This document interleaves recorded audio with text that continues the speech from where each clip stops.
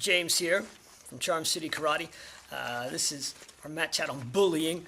This is National Anti-Bully Month or Bully Prevention Month. So we're going to talk to you a little bit more again about stopping bullying. So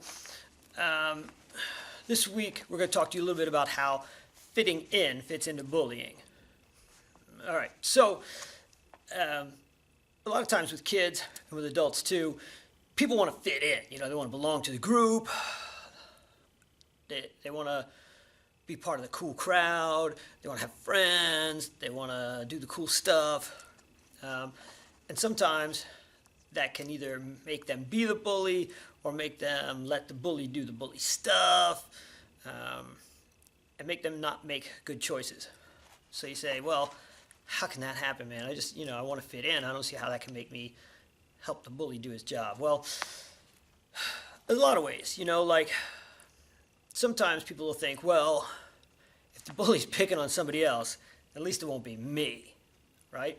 So they let the bully pick on somebody else because they're like, man, he's over there picking on that kid, messing with his shoes. I know I don't have the greatest shoes in the world, but at least he's messing with that kid. He's leaving me alone. Or, you're at work, the office bully, he's messing with some dude over his car. Your car's not the greatest either, but at least he's messing with that guy in his car, and he's leaving you alone, right? So, everybody at work's not messing with you and your old Honda. Instead, they're thinking about that dude and, I don't know, his goofy Chevelle or something, okay? So, sometimes people think, well, if I'm the bully, then I can't be bullied, right? Because nobody bullies the bully. So if I start messing with people first, I start picking on them and pushing them around, then nobody's going to pick on me and push me around because I'll be the bully. That's not cool. You don't want to do that because then everybody hates you because you're the bully, and being the bully isn't cool. They also think that if people see them getting picked on, then everybody's going to think that they're weak. If you get bullied, then you must be weak, right? It's not necessarily so. Sometimes people, they let the bully do his thing because they just don't know what else to do, I mean, if you're at work and the boss is the bully, what are you going to do? If I had an office job and the boss was being a bully to me, I could beat him up. I'm not weak that way, but then I get fired, right? I don't want to do that. So, it's not necessarily that you're weak. You just don't know how to handle it, or maybe you're not in a good position to do anything about it.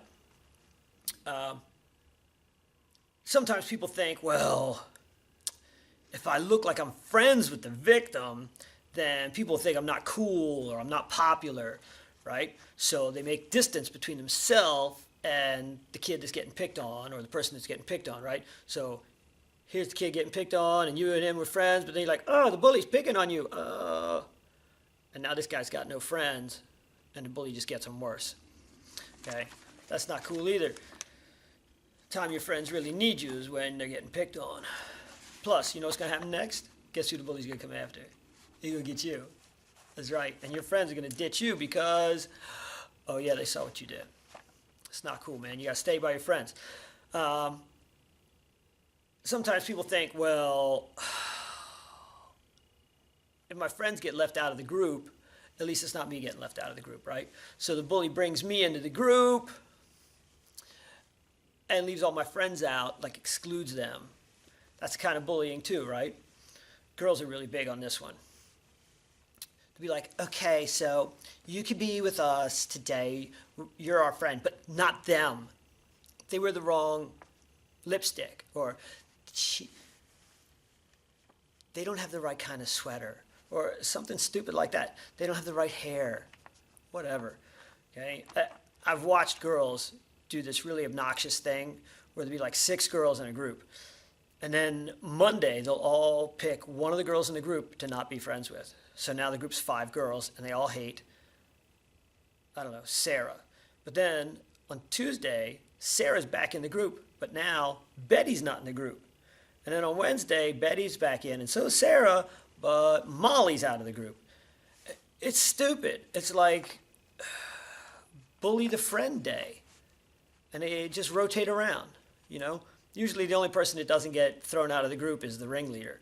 So she's the real bully. But it's dumb, okay? Don't put up with your friends getting ostracized just because you want to be in some stupid group. It's dumb. They're your friends.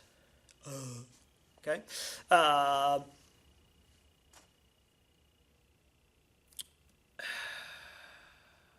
Sometimes people think that if they tell somebody what they saw, people will think they're a tattletale or a snitch.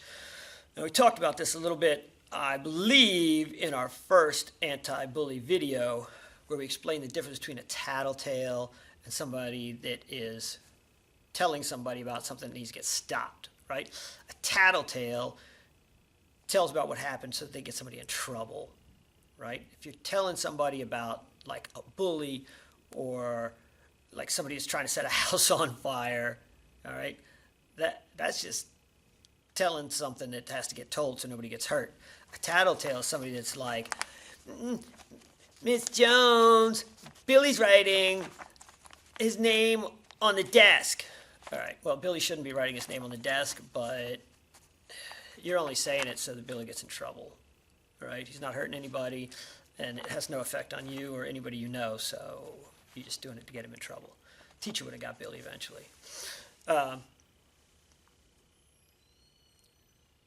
You also think that if you tell to get somebody in trouble that needs to get in trouble, they're not going to be your friend.